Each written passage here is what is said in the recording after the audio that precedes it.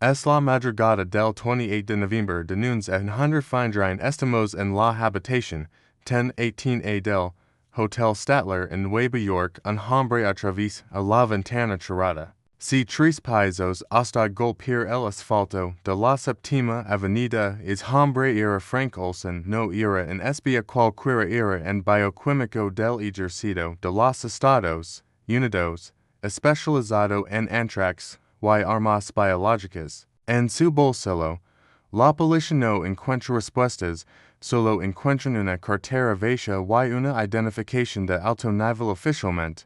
Ese declara en su sitio lamentable. Pero la cuenta bancaria que financió sus últimos días cuenta una historia diferente es. Dinero no venía del ejercicio, venía de una cuenta negra de la CIA con un presupuesto anual a 25 millones de dólares. Olson no saltó simplemente porque estaba deprimido. Olson fue la primera víctima pública de un experimento corporativo masivo, un proyecto diseñado para convertir la mente humana en un activo predecible para entender por qué murió. Tenemos que dejar de pensar en espías y empezar a pensar en inversores, por controlar una mente no es solo una táctica militar, es el modelo de negocio definitivo. Y para ver cómo empezó todo.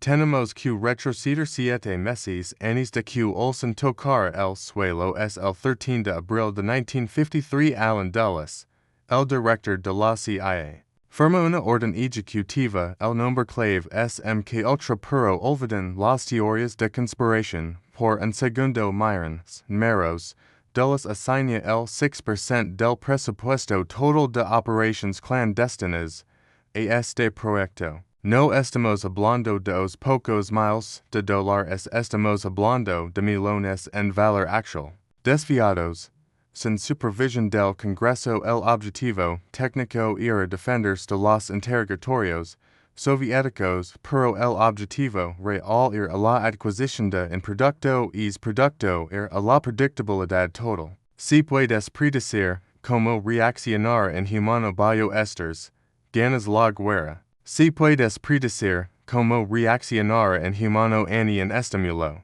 ganas el mercado. Así, no tenía los laboratorios necesarios para esto, así que hacer en lo que es cualquier gran corporación, cuando quiere expandir subcontrataron reclutarán 80 instituciones diferentes, incluyendo 44 universidades y 12 hospitales. Pagarán a través de empresas fantasma para ocultar el origen de los fondos. Crearon una red de lavado de dinero académico. Y aquí es donde la historia se vuelve oscura porque los empleados en este negocio no sabían que estaban trabajando, eran pacientes mentales, eran prisioneros, eran adictos en las calles de Kentucky, eran la materia a prima barata para una línea de producción de terror. Para controlar la mente, necesitaban una herramienta. En 1953, y esa herramienta se fabricaba en Basilea, Suiza. Los laboratorios Sandoz habían sintetizado el LSD de 25 era una droga psiquiátrica experimental. La CIA no quería que los soviéticos la tuvieran, así que aplicaron una táctica clásica de mercado, intentaron comprar todo el suministro mundial. Enviaron dos agentes Visa, con un maletín no defectivo, ofrecieron comprar 10 kilogramos de LSD. Puede parecer poco, pero el LSD es mide en microgramos, 10 kilos, son 100 millones de dosis. Sandoz aceptó el trato por $240,000. La VI efectivamente monopolizó el mercado global de la locura. Trajeron la droga a Estados Unidos. Y entonces surgió un problema logístico. No sabían que dosis era segura, no sabían cuánto duraban los efectos. Necesitaban datos de campo. Y aquí es donde entra George Hunter White. White no era un científico, era un exigente de narcóticos con una ética flexible. La CIA lo instaló en un piso finco en Greenwich Village, Nueva York. Luego se mudaron a San Francisco. La operación se llamó Midnight Climax, pero no se equivocan. Esto era una operación financiera, la si pagaba el alquiler del apartamento, la si pagaba los equipos de grabación ocultos tras los espetos. Y lo más perturbador, la si pagaba a las prostitutas contrataban trabajadoras sexuales para atraer hombres al apartamento les daban bebidas con LSD sin que ellos lo supieran, y los agentes de la CIA observaban des hechos del espejo tomaban notice. Bebian martinis y cargaban todo a la cuenta del contribuyente americano. Pero como pagas facturas por drogas y prostitutas en una auditoría federal. Aquí es donde el genio financiero del mal entra en juego. Crean la Society for the Investigation of Human Ecology, Sociedad para la Investigación de la Ecología Humana. Suena legítimo. Suena académico. Se fundó en 1955 en la Universidad de Cornell. Su presidente, el Dr. Harold Wolf, era un neurólogo respetado. Pero la cuenta bancaria de la sociedad era un conducto directo desde l'année entre 1955 y 1960. Esta sociedad distribuyó millones en subvenciones. Los investigadores recibían cheques para estudiar cambios de personalidad. La mayoría no sabía que el dinero venía de la inteligencia estadounidense. Un ejemplo concreto. El Dr. Ewan Cameron trabajaba en el Instituto Allen Memorial en Montreal, Canadá. Era el presidente de la Asociación Mundial de Psiquiatría. La CIA, a través de la Sociedad Fantasma, le envió $64,000 con ese dinero. Cameron desarrolla el psychic driving. Somete a los pacientes a comas inducidos por insulina durante 88 días. Les aplicaba electroshock 75 veces la potencia normal. Luego les ponía grabaciones repetitivas bajo la almohada durante 16 horas al día. Miles de repeticiones de frases como eres un fracaso. O debes cambiar el objetivo y reparar la mente para reprogramar. Como formatear un disco duro para instalar un nuevo sistema operativo. Los resultados fueron catastróficos. Los pacientes olvidaron quiénes eran sus familias, olvidaron cómo usar el bobo, pero los datos fluyeron de vuelta a la CIA. Y aquí está el giro cruel. Canadá también contribuyó con $500,000 al Instituto. Fue una joint venture internacional de tortura psicológica. Todo bajo la apariencia de investigación médica financiada públicamente, pero algo cambió a finales de los 50. Los contables de la CIA avisaron los resultados. El LSD era demasiado impredecible. Un agente drogado podía confesar secretos o podía ponerse a mirar una fla durante 8 horas. No era un retorno de inversión fiable. Así que el presupuesto se movió de yarn de buscar el control químico total. Y empezaron a invertir en la modificación del comportamiento sutil. Aquí es donde ultra de ser una historia de espías. Y se convierte en la base del marketing moderno. La CIA financió estudios sobre cómo los grupos toman decisiones. Estudiaron cómo el miedo afecta al consumo. Estudiaron cómo la repetición crea verdades aceptadas. En 1957, James Vickery anunció que había insertado mensajes subliminales en una película con palomitas.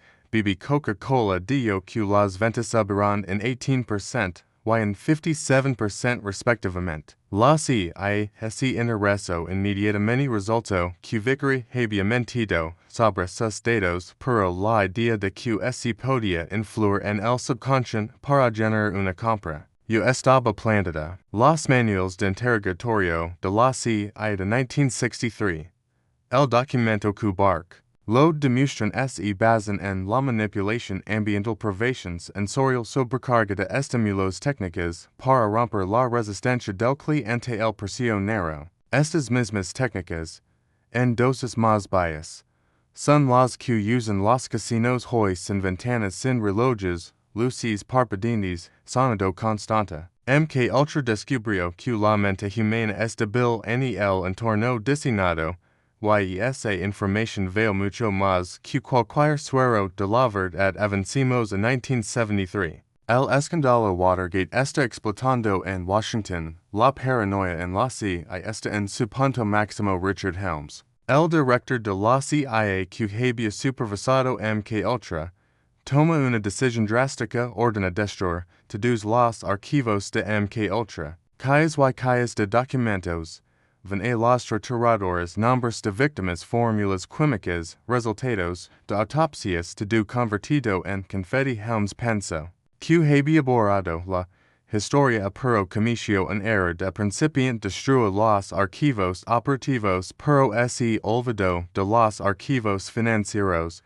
La burocracia es eterna. En 1977, una solicitud de la Ley de Libertad de Información encontró algo en un depósito olvidado en 20,000 documentos que habían sobrevivido por error. Eran registros de gastos, recibos, facturas de las empresas fantasma, como atraparon al Capone por impuestos. Descubrimos MK Ultra por la contabilidad. Los documentos revelaron el alcance real, no eran os pocos científicos locos, era una red industrial, había proyectos secundarios. MK Naomi, MK Serge, MK often gastaron millones estudiando hongos, bacterias, y radiation. El Senado de EU abrió audiencias mismo año. Las víctimas, o sus familias, empezaron a demandar al gobierno tuvo que pagar $750,000. La familia de Frank Olson en 1976, $100,000 a cada una de las víctimas canadienses, décadas después. Pero el daño real no fue el dinero pagado, fue la pérdida de confianza. Y sin embargo, la pregunta más importante es, ¿realmente terminó? Section 6. El legado en tu bolsillo, 9 o'clock to 10:30. Oficialmente, MK Ultra terminó en 1973, pero miren su alrededor. El objetivo de MK Ultra era modificar el comportamiento sin que el sujeto supiera hoy. Levamos ese dispositivo de modificación en el bolsillo. Las redes sociales y las grandes tecnológicas no usan LSD, usan dopamina, usan el refuerzo intermitente variable. Es el mismo mecanismo que las máquinas tragaperas, perfeccionado por psicólogos conductuales. Recuerden al Dr. Cameron y sus mensajes repetitivos. Hoy ese layman notifications push. Recuerden la privación sensorial y el control del entorno. Hoy ese llama el algoritmo de recomendación infinita te mantiene en bucle cerrado de información que confirma sesgos. El modelo de negocio de plataformas como TikTok o Instagram se basa en la predicción, venden futuros, venden la certeza de que verás el siguiente video, venden la certeza de que comprarás el producto patrocinado. La profesora Shoshana Zuboff lo llama capitalismo de vigilancia. Pero podríamos llamarlo MK Ultra privatizado, y no es el gobierno intentando creer en superespia. Son corporaciones intentando crear el consumidor perfecto, un consumidor que reacciona automáticamente ante el estímulo, sin pensar, sin decidir, solo haciendo clic. Los experimentos de los ecos 50 fueron crudos y violentos. Los experimentos de hoy son invisibles y adictivos, y lo más irónico de todo. En los 50, la CIA tenía que secuestrar gente para experimentar con ella. Hoy, nosotros aceptamos los términos y condiciones voluntariamente. Entonces, ¿cuál es el balance final de esta inversión multimillonaria? Lograron controlar la mente. La respuesta corta es no, no de la manera que Hollywood nos muestra. No existe una palabra clave que te convierta en un asesino, pero descubrieron algo más valioso, o para el poder. Descubrieron que la mente humana es frágil ante el estrés, y la repetición descubrieron que la ética es un obstáculo que se puede evadir con suficiente dinero. Aprendimos que cuando la ciencia se hace en secreto, se vuelve sédica. El 44% de los estadounidenses hoy cree que el gobierno todavía realiza estos experimentos, y esa desconfianza es el costo oculto de MK Ultra. Es una duda en el balance social que todavía estamos pagando francos en murió por vio algo que no debía su hijo. Eric Olson. Paso 60 ecos, buscando la verdad, exhumó el cuerpo de su padre en 1994. Una segunda autopsia confirmó un golpe en la cabeza. Antes de la queda el caso se rebrió. Pero nunca se resolvió criminalmente. Se cerró con un acuerdo financiero. Sin privuelve al dinero. El negocio de controlar mentes.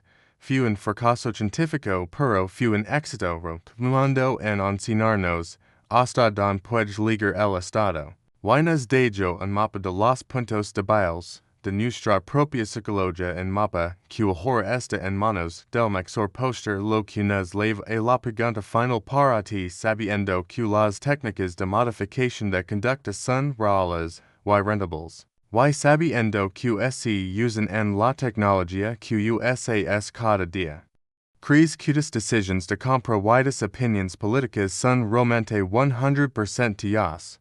¿O son el resultado de un empujón invisible diseñado por un algoritmo? Option A. Eres dueño total de tu mente. U option B. Somos todos sujetos de un experimento continuo. Dejum tu predicción en los comentarios. Voy a leer los mayores argumentos en el próximo análisis de control económico. Y suscribir para ver si tienes razón en cuando hicimos la evolución de la inteligencia artificial el próximo mes para entender lo que viene. Primero tienes que entender lo que ya nos hicieron.